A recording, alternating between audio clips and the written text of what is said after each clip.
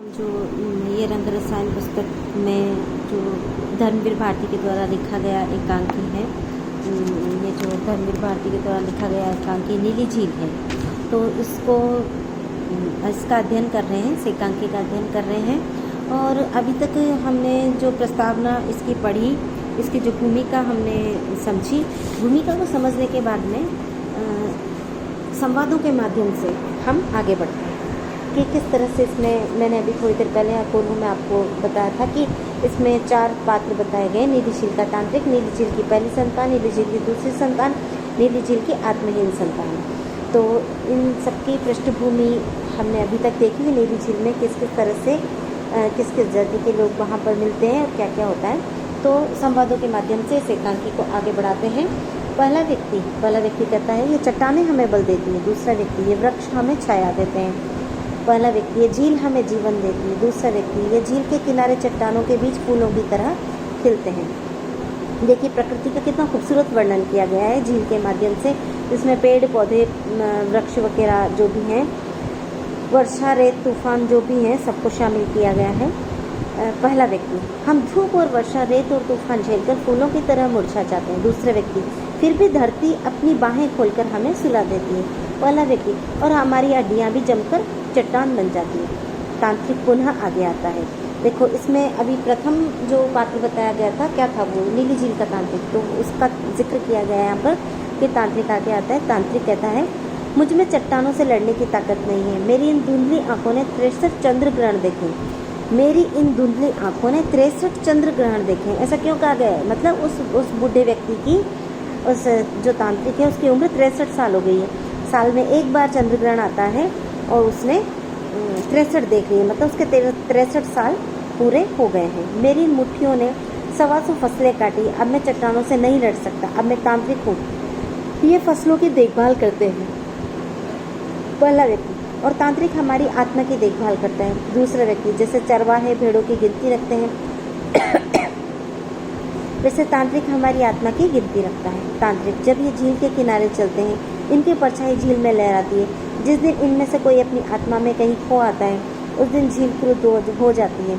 उस दिन मैं इनसे पूछता हूँ तुम्हारी आत्मा कहाँ गई, और उस दिन जो निरुत्तर हो जाता है, उसे इन अंधी घाटियों से अपनी आत्मा खोजने अकेले जाना पड़ता है। बिल्कुल अकेले, बिल्कुल अकेले। ये कौन कह रहा है?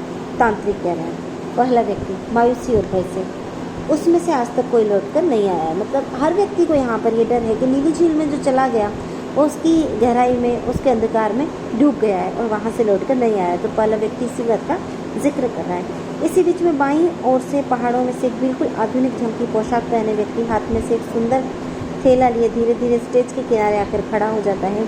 ठिठका हुआ सा उसे देखते ही दूसरा व्यक्ति सहम कर बूढ़े तांत्रिक का कंधा छूकर संकेत से आगंतुक को दिखाता है।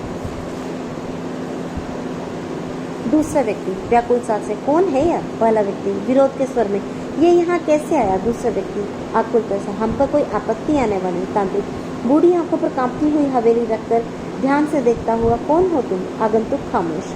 पहला व्यक्ति धमकी से, तुम यहाँ कैसे आए? आगंतुक फिर से खामोश। दूसरा व्यक्ति, यह हमारा देश है, नीली झील की संतानों का देश है। पहला व्यक्ति, हमारे यहाँ पूर्वज रहते हैं, यहाँ उनकी हड्डियाँ चट्टान बन गई है। आगंतुक फिर भी खामोश रहता है और आगे बढ़ता है। तांत्रिक, यहाँ कोई जिंदा आ पाता है न यहाँ से वापस जिंदा जा पाता है। आगंतुक खामोश बढ़ता है। पागल लड़के लौट जा, सिवा नीली झील की संतानों के यहाँ कोई कदम नहीं रख सकता। पहला व्यक्ति, तुम्हारी हड्डियों में मोर्चा लग जाएगा। दूसरा व्यक्ति, तुम्हें नीली झील निगल लेगी। आगंतुक, मैं भी नीली झील की संतान हूँ। तांत्रिक, तुम? आगंतुक, हाँ मैं। आज से 20 चंद्रग्रहण पहले पशुओं हवाओं के पीछे पीछे मैं यहाँ से चला गया था, उधर उस देश में जहाँ नदियों की रोशनी खींची जाती है। तांत्रिक, अच्छा याद आया, हम लोगों ने तुम्हारी बहुत खोज की, तुम नहीं मिले तो हमने पूज्य पूर्वजों से तुम्हारे कल्याण की कामना की। पहला व्यक्ति, हमने तुम्हारे लिए नीली झील से कुशलता का आशीर्वाद मांगा। तांत्रिक, और तुम्हें नीली झील ने वापस बुला लिया? इधर आओ, तुम्हें देखो। तांत्रिक स्नेह से उसकी बाह टटोलता है। दोनों व्यक्ति आश्चर्य से उसकी पोशाक छूते हैं, उसका थैला देखते हैं। आगंतुक, मैंने उस देश में दिग्विजय की और जब कुछ भी ऐसा न बचा जिसे मैं जीत सकूं तो मुझे याद आई नीली झील की। मैं पर्वतों और झीलों को अर्पण करने के लिए सोना लाया हूँ। सोना निकालता है। पहला व्यक्ति आश्चर्य से, सोना? दूसरा व्यक्ति लालसा से, सोना? तांत्रिक डांट कर, सोना उसे रख दो। तो तुमने वहाँ सोना निकलवाया। आगंतुक, मैंने जंगलों के काले हपशी पकड़े, उनसे खाने खुदवाई, उनके कोड़े लगवाए और उनसे सोना निकलवाया। तांत्रिक, और क्या किया उस सोने से? आगंतुक, मैंने उस सोने से औरतें खरीदी, औरतों के लिए हाथी दांत की शैया और मोती के हार खरीदे। पहला व्यक्ति, हार कितना सुंदर है यह। तांत्रिक ताड़ना की नज़र से देखता है, वह चुपचाप हार रख देता है। तांत्रिक, और आगंतुक, और जब उन गुलामों, उन औरतों और उनके पीछे बच्चों से तबीयत उग गई तो मैंने फौलाद की भट्टियाँ बनवाई, जिसमें उन्हें घास फूस की तरह झोंक दिया। पहला व्यक्ति, फौलाद की? हाँ, फौलाद की भट्टियाँ। उनको लोग मशीनें कहते हैं, लेकिन उन मशीनों ने उन गुलामों और औरतों को पीसकर भी चतुर बना दिया, और वे पता नहीं किस चीज़ के लिए लड़ने लगे, जिसे वे अधिकार कहते हैं। तांत्रिक, तब मैंने भी उसी अधिकार की बात कहनी शुरू की, और एक और उन मशीनों और दूसरी ओर उन गुलामों पर कब्जा जमाया, और मेरे हाथ में राजदंड आ गया। तांत्रिक, और आगंतुक, और तब प्रजाओं का राज्य हुआ। प्रजातंत्र सत्ता मेरे हाथ में थी, तंत्र प्रजाओं का था। फिर प्रजातंत्र दो हुए, सोने के प्रजातंत्र और जनता के प्रजातंत्र। तो सोना मेरा था और जनता के दिमाग पर कब्जा मेरा था। और प्रजातंत्र तो दो थे, एक का तानाशाह में था और दूसरे का तानाशाह भी में था, और मैं अपने से लड़ने लगा। तांत्रिक, तुम अपने से लड़ने लगे? आगंतुक, हाँ। नहीं, मैं तो सिर्फ हुक्म देता था। एक ओर से मेरी प्रजाएं लड़ती थी और दूसरी ओर से मेरी प्रजाएं लड़ती थी। एक ओर से मेरी प्रजाओं का रक्त बहता था, दूसरी ओर से मेरी प्रजाओं का रक्त बहता था। इस तरह एक युद्ध हुआ, दूसरा युद्ध हुआ, तीसरा युद्ध हुआ, और प्रजाओं का खून का चस्का लग गया। फिर वे कटती मरती रही। मैं उनका सोना, उनके कपड़े, उनका वैभव, उनका तेज, उनका बल लेकर चला आया नीली झील में। मतलब तांत्रिक किस तरह की बातें बता रहा है कि हम अपने देश में जो अपने ही लोगों से लड़ते हैं, जो देश, जब भी मान लो कि देश के हिस्से हुए हों और हम एक राज्य से दूसरे राज्य को जीतने का प्रयास करते हैं, तो मरते तो हमारे ही लोग हैं, हमारे ही देश के लोग हैं, लेकिन फिर भी हम ऐसा करते हैं क्योंकि हमें अपना साम्राज्य बढ़ाने का चस्का लग जाता है। तो वो जो तांत्रिक है वो ये सब बातें उस आगंतुक को बता रहा है कि ऐसा ऐसा नीली झील में होता चला गया। तांत्रिक, तो तुम उस देश से अपना सोना सही सलामत ले आए? मैं उस देश से सही सलामत सोना ले आया। ऐसा कौन कहता है? ऐसा आगंतुक कहता है। यहाँ तक अभी हमने तांत्रिक और आगंतुक दोनों के संवादों का अध्ययन किया। आगे का अब अगले वीडियो में आप इसको अध्ययन करेंगे, इसको पढ़ेंगे। ये हिंदी साहित्य स्नातक द्वितीय वर्ष के विद्यार्थियों के लिए हिंदी साहित्य का जो द्वितीय प्रश्न पत्र है,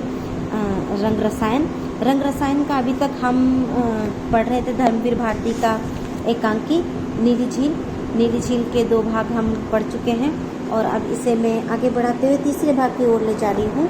2 भाग का अध्ययन पूरी तरह से कर चुके हैं। तीसरे भाग के लिए, जहाँ तक पिछले 2 भाग में हमने पढ़ा कि किस तरह से आगंतुक और तांत्रिक के मध्य संवाद हुआ, वार्तालाप हुआ, और उसने नीली झील में किस किस तरह से क्या क्या हुआ, उन सब का हाल बताया। आगे, तांत्रिक, तुम उस देश से अपना अन्न, बल, वैभव, तेज सही सलामत ले आए? आगंतुक, मैं उस देश के प्रजाओं का अन्न, बल, वैभव, तेज सही सलामत ले आया। तांत्रिक, और अपनी आत्मा, देखो कैसा प्रश्न किया है कि तुम सबको जीत तो लाए, लेकिन तुम अपनी आत्मा कहाँ छोड़ा है? आगंतुक, आत्मा? तांत्रिक, तुम उस देश से अपनी आत्मा सही सलामत ले आए? आगंतुक, आत्मा क्या है? तांत्रिक, इतनी जल्दी भूल गए, हंसकर याद करो, तुम यहाँ से एक आत्मा भी ले गए थे। आगंतुक, मैं ले गया था यहाँ से। तांत्रिक, याद करो, जब तुम इन चट्टानों की गोद में खेलते थे तो इन चट्टानों ने तुम्हें एक आत्मा दी थी, जो इन्हीं चट्टानों की तरह विराट और निर्लेप थी, इन्हीं की तरह। आगंतुक, आत्मा चट्टानों की तरह। तांत्रिक, याद करो, जब तुम इस नीली झील के किनारे बैठकर बांसुरी बजाया करते थे तो लहरों के साथ नाचती हुई एक परछाई आती थी और तुम्हारे पैरों के पास शांत जल से सोई हुई तुम्हारा गीत सुनती थी। वह नीली झील की सतह पर सांवले कमल की तरह खिलती थी। आगंतुक, सांवले कमल की तरह। तांत्रिक, याद करो, तुम इस पेड़ की छांव में बैठते थे तो एक आत्मा आशीर्वाद की तरह तुम पर छाई रहती थी। वह इस पेड़ की तरह धरती की गहराइयों से अंकुरित हुई थी। वह सौंधी मिट्टी से जीवन खींचती थी और अंधकार की परतें तोड़ती हुई दिन रात ऊंचे उठती रहती थी, आकाश की ओर बढ़ती थी, पवित्रता की ओर बढ़ती थी। आगंतुक, पवित्रता की ओर? मुझे तो कुछ भी याद नहीं आता, मैं यहाँ से कोई आत्मा नहीं ले गया। तांत्रिक, तुम झूठ बोलते हो, तुमने राजदंड से अपनी आत्मा की हत्या कर दी। उस सोने के मकबरे में दफन कर दिया। तुम्हारे राजदंड पर गाढ़े खून के दाग हैं, तुम्हारे सोने पर मक्खियां बैठ रही हैं। ऐसा कौन कहता है? ऐसा तांत्रिक कहता है आगंतुक को। क्यों कह रहा है? क्योंकि वो कह रहा है कि तुमने स्वार्थ में सब कुछ जीत तो लिया है, जो सोना चांदी ये सब कुछ तुम जीत कर समेट कर दूसरों से ले आए हो, लेकिन तुम अपनी आत्मा को मार चुके हो, तुम्हारी आत्मा मर चुकी है। आगंतुक चीख कर, मैंने किसी की हत्या नहीं की, तुम झूठ बोलते हो। तांत्रिक, शांत, मैं झूठ बोलता हूँ? इधर आओ, इस झील के किनारे खड़े हो, इसमें झुककर देखो, क्या देख रहे हो? आगंतुक, कुछ नहीं दिख रहा। तांत्रिक दूसरे व्यक्ति से, इसका क्या अर्थ है? दूसरे व्यक्ति, इससे मालूम होता है यह आदमी अपनी आत्मा कहीं खो आया है।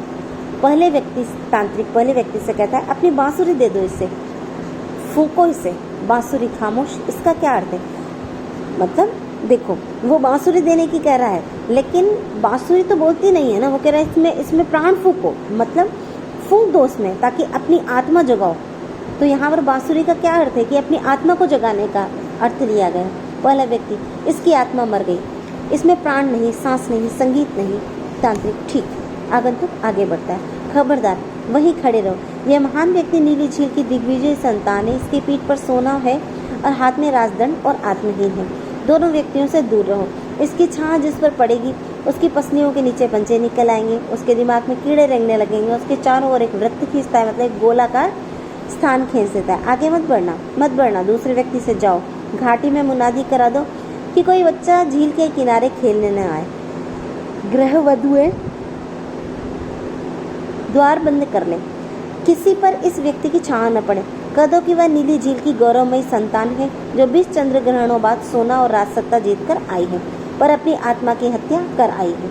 आगंतुक, ये झूठ है। दूसरा व्यक्ति जाता है, जाते समय लालच भरी निगाह से घूम घूम कर सोने की ओर देखता है। तांत्रिक, झूठा आरोप है, तुमको विश्वास नहीं होता? अच्छा, मैं तुम्हें दिखाता हूँ। पवित्रता की राजकुमारी आदि जननी यह नीली झील कभी झूठ नहीं बोलती। पहले व्यक्ति से, इधर आओ, झील के किनारे खड़े हो, मन में एक ताजे कमल की कल्पना करो जिसमें 1000 पंखुड़ी हो। मंत्र साफ पड़ता है, मैं तुम्हारी आत्मा को तुमसे अलग करता हूँ, मैं तुम्हारी आत्मा को अतीत के अंधियारे देश में भेजता हूँ, मैं तुम्हारी आत्मा को इतिहास के बीते हुए मगर अलिखित अध्यायों में भेजता हूँ। तुम्हारी आत्मा क्या देख रही है? पहला व्यक्ति, नीली झील में काले पहाड़ कांप रहे हैं और उन पर एक घायल हिरनी दौड़ रही है। तांत्रिक, वह इसकी आत्मा है। पहला व्यक्ति, काले गुलाम एक चट्टान उलट रहे हैं, वह सोना बटोर रहा है, चट्टान के नीचे फूल की झाड़ी कुचल गई है। तांत्रिक, वह इसकी आत्मा है। आगंतुक भय से चीख कर, यह झूठ है। पहला व्यक्ति, हाथी दांत की मेज पर एक लड़की सिसक रही है, उसके गौरे अंगों पर गंदे घाव हैं। तांत्रिक, वह उसकी आत्मा है। आगंतुक, यह सब झूठ है। पहला व्यक्ति, फौलाद की भट्टियां एक बच्चे को निगल रही है, प्रजा एक दूसरे का गला घोट रही है, मैदानों पर खून के धब्बे हैं, एक औरत इसकी बाहों को से छूटकर काली चट्टानों पर भाग रही है, यह उसका पीछा करता है, वह भागती है। नीली झील खून की तरफ लाल हो गई है, वह चीख कर उसमें कूद गई है, लहरें उसे निगल रही है, वह अथाह रक्त में डूब रही है, डूबती ही जा रही है। तांत्रिक, वह इसकी आत्मा है। घुटनों में सिर छिपा लेता है, सच है, बहुत मायूस स्वर में, बिल्कुल सच है। पहला व्यक्ति, इसने हत्या की है, सर उठाकर रक्तमय नेत्रों से, आत्मा की इसने हत्या की है। दूसरा व्यक्ति लौटता है। दूसरा व्यक्ति, हवा में किसी का गला घोटता हुआ, इसे नीली झील में फेंक देना चाहिए। तुमने कभी किसी का गला घोटा है? पहला व्यक्ति, नहीं, गला घोटने में भी कोई आनंद होगा, तभी तो इसने गला घोटा। दौड़कर आगंतुक का गला पकड़ता है। तांत्रिक, दूर रहो, तुम पर इसकी छाया पड़ गई। दूसरा व्यक्ति, मैं इसका सोना लूंगा। सोना लेता है। पहला व्यक्ति गला छोड़कर दूसरे व्यक्ति का हाथ पकड़ता है। सोना मैं लूंगा, तुम मोती लो।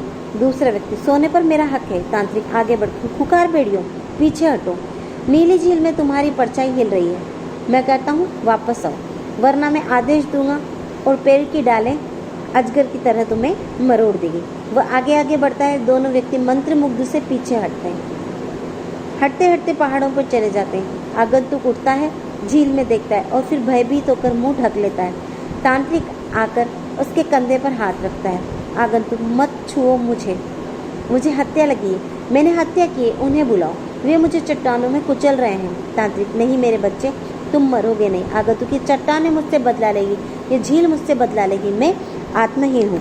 देखो, तांत्रिक के बता देने के बाद में कि तुमने किस किस तरह से अपने स्वार्थ में आकर सब कुछ तो सब लोगों की हत्या कर दी, सब कुछ लूट कर तुम आ गए और तुम्हारी आत्मा यहाँ पर मर चुकी है। और धीरे धीरे उस तांत्रिक ने उस आगंतुक की आत्मा को जगा दिया है। जब आगंतुक की आत्मा जग गई है तो कितना चिंतित होता है, आगे देखते हैं। तांत्रिक, यह झील तुम्हें क्षमा कर देगी? मैं बूढ़ा हूँ, मैं सत्वहीन हूँ, निरर्थक हूँ, तुम्हारे पाप में अपनी आत्मा पर लूँगा, मैं तुम्हारे लिए प्रार्थना करूँगा। घुटने टेक कर प्रार्थना करता है, ओ अनंत करुणामय झील, इसे क्षमा करो।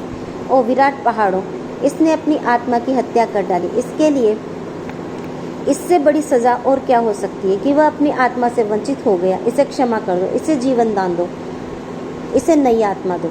आगंतुक, संदेहशील और आश्वस्त मिश्रित भाव से, नई आत्मा। तांत्रिक, क्यों नहीं, तुम मरोगे नहीं, नई आत्मा ढूंढने के लिए जीवित रहोगे। आगंतुक, मैं? तांत्रिक, हाँ तुम। नई आत्मा ढूंढने के लिए वापस जाओ, उसी देश में जहाँ युद्ध हो रहे हैं, जहाँ प्रजाएं रक्तपात कर रही है, जहाँ फौलाद की भट्टियाँ धधक रही है, जाओ उस संघर्ष का अर्थ समझो। अंधेरे से विद्रोह करो, प्रकाश पर आस्था रखो, तुम्हें नई आस्था मिलेगी। आगंतुक, सच।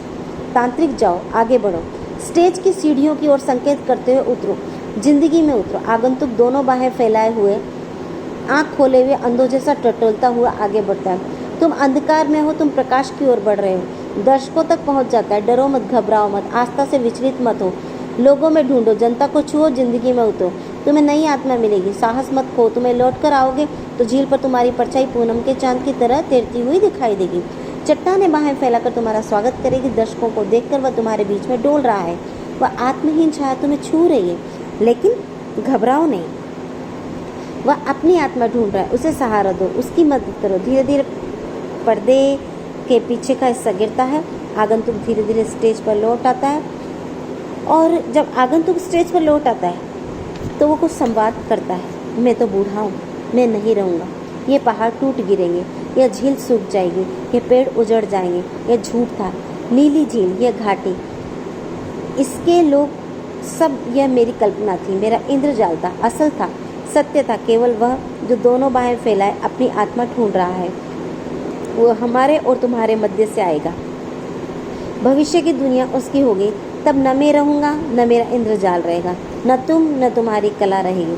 सिर्फ वह जो आज अपनी आत्मा ढूंढ रहा है, वह तुम्हारे व्यक्तित्व को छुएगा, तुम्हारी आत्मा में उतरेगा, क्योंकि तुम्हारे व्यक्तित्व और तुम्हारी आत्मा में आत्महीन को नई आत्मा मिलेगी, और वही सत्य होगा। मेरी ओर मत देखो, यह नीली झील और उसका तांत्रिक में केवल इंद्रजाल, ये झूठ खेल था जो अब खत्म होता है। एक और तांत्रिक, दूसरी ओर आगंतुक चला जाता है और सामने से पर्दा गिरता है। क्या बताया कि जो नीली झील है, इसके माध्यम से मैं तुम्हें प्रकृति के माध्यम से समझा रहा हूँ कि यदि इस प्रकृति के साथ में कुछ खिलवाड़ करने का तुमने प्रयास किया तो सब कुछ धीरे धीरे तुम्हारा नेस्त नाबूद हो जाएगा। क्योंकि तुम, तांत्रिक उसको क्या समझाता है कि तुम अपने स्वार्थ में डूब गए और तुमने कई लोगों को मार दिया है, इसके साथ में तुमने अपनी आत्मा को भी मार दिया। इस तरह से धीरे धीरे तांत्रिक ने उस आगंतुक की आत्मा को जगाया और उस नीली झील के माध्यम से धर्मवीर भारती ने जो अपने एकांकी में ये चीज़ चित्रित की है कि किस तरह से आप अपने स्वार्थ में पागल होकर और दूसरों का अधिकार, दूसरों का सब कुछ छीन लेते हैं, लेकिन आप उसके साथ साथ में अपनी आत्मा को भी मार देते हैं। धन्यवाद।